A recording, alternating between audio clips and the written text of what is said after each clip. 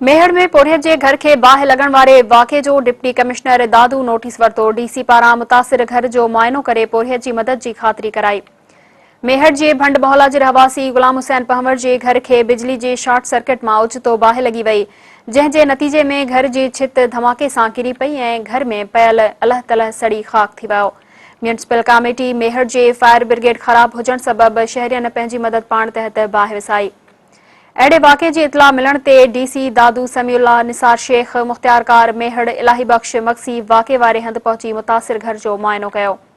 उन मौके ते मेहर बार एसोसिएशन जे general secretary advocate Saeed Panwar ऐं शहरियन डीसी दादू आडो मेहर में फायर ब्रिगेड न हुजण ख़िलाफ़ एहतजाज कयो।